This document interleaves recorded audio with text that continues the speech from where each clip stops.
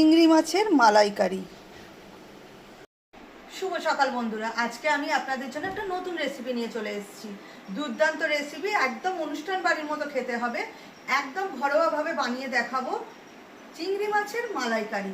এটা আমরা ছোট বড় সকলেই খেতে ভালোবাসি আর প্রত্যেকেই প্রত্যেকের বাড়িতে বানিয়ে খাই, কিন্তু এটা কিভাবে করব সেটা আমি আপনাদের কাছে তুলে ধরবো।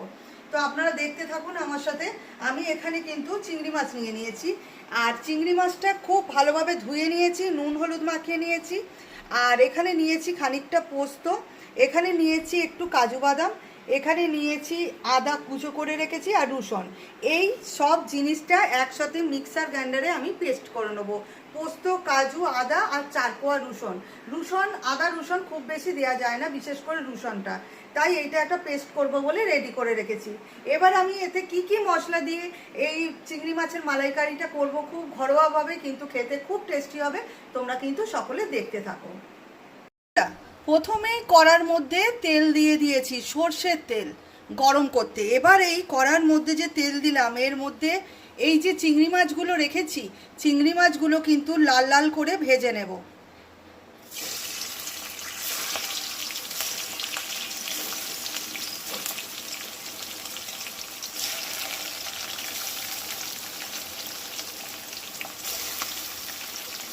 চিংড়ি মাছগুলো দেখো এইভাবে লাল লাল করে কিন্তু আমি ভেজে তুলে রাখবো। খুব বেশি কড়া ভাজবো না, চিংড়ি মাছ খুব বেশি কড়া ভাজলে চিংড়ি মাছ শক্ত হয়ে যায়। আমি কিন্তু এই রেসিপিটা খুব কম সময় আর একদম ঘরোয়াভাবে দেখাবো। তোমরা দেখতে থাকো, সবার খুব ভালো লাগবে আশা করছি। চিংড়ি মাছগুলো এই যে দেখছো লাল লাল করে ভাজা হয়ে গেছে।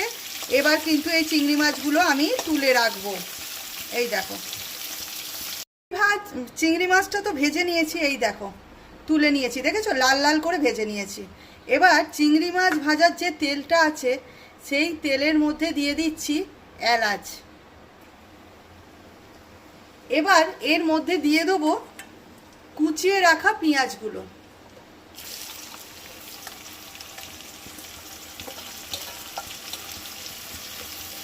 এই পেঁয়াজগুলোকে কিন্তু একটু লাল করে ভেজে নিতে হবে, খুব লাল লাল করে ভেজে নিতে হবে। আমি চিংড়ি মাছ ভাজার তেল অনেকটা ছিল, তাই তাতেই আমি পেঁয়াজটা খুব লাল লাল করে ভেজে নিচ্ছি। অনেকটাই কিন্তু লাল লাল করে ভাজা হয়ে গেছে। এবারে এর মধ্যে দিয়ে দেবো এই যে পেস্ট করে রাখা, তোমাদের তো প্রথমেই দেখিয়ে দিয়েছি, পোস্ত, কাজু, আর এতে দিয়েছিলাম একটু আদা কুচো আর 4 কোয়া রসুন। চিংড়ি মাছের মালাইকারিতে খুব একটা বেশি রসুন খায় না, তাই অল্প করে আদা রসুন দিয়েছিলাম। সেই পেস্টটা আবার এর মধ্যে দিয়ে দেবো। এটা দিয়ে দিলাম কেন, এতে যে আদা রসুনটা দেওয়া আছে ভালো করে কষাতে হবে। এবার এই মশলাটা কিন্তু খুব ভালো করে কষাতে থাকবো, ঠিক এইভাবে কষাতে থাকবো। মশলাটা খানিকক্ষণ কষাতে কষাতে এবার কিন্তু এর মধ্যে একে একে মশলা দিতে থাকবো। এর মধ্যে মশলা হিসেবে দিয়ে দেবো হলুদ গুঁড়ো। তোমরা যদি চাও হলুদ গুঁড়ো নাও দিতে পারো, কাঁচা লঙ্কা বাটা দিয়ে করবে তাহলে হলুদ গুঁড়োও দিতে লাগবে না, সাদা সাদাও করতে পারো। আমি কিন্তু এখানে কাঁচা লঙ্কা দিইনি, তাই অল্প করে একটু লঙ্কার গুঁড়ো দিয়ে দিচ্ছি।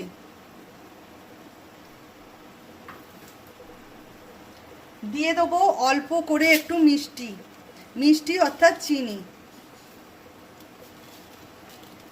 তোমরা যারা চিনি খেতে চাও না তারা দেবে না, কিন্তু যত সামান্য দিলে খেতে কিন্তু খুব টেস্ট হবে।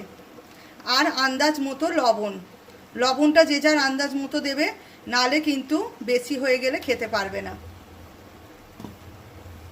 এবারে যে মশলাটা দিলাম, এই মশলাটা কিন্তু আমি কষাতে থাকবো।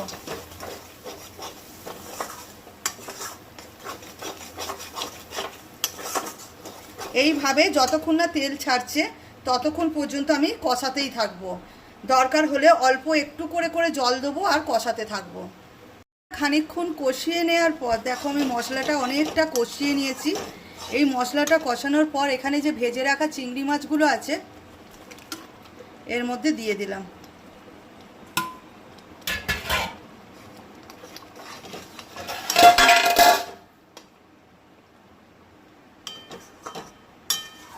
এবার এর মধ্যে আমি অ্যাড করব খানিকটা জল। দেখছো খানিকটা জল দিয়ে দিয়েছি, কারণ এটা আমাকে ফুটতে দিতে হবে। এটা এবার একটু গরম হতে দেবো। খানিকটা কিন্তু ফুটে উঠেছে, চারিদিকেই কিন্তু ফুটে উঠেছে মশলাটা। এবার এই যখন ফুটে উঠবে তখন এর মধ্যে দিয়ে দেবো নারকোল কোড়া। আচ্ছা বলে রাখি, অনেকেই কিন্তু এই নারকোলের দুধ বের করে অনেকেই এর মধ্যে দিয়ে করে। আমি এটা নারকোলের দুধ দেবো না, এটা আমি নারকোল কোড়া দিয়ে করব, কারণ আমার বাড়িতে সবাই নারকোল কোড়া দিয়ে খেতে খুব ভালোবাসে, তাই এর মধ্যে অ্যাড করে দিচ্ছি নারকোল কোড়া। নারকোল কোড়া দিয়ে করতে খুবই ভালো লাগে আর খেতেও খুব টেস্টি হয়।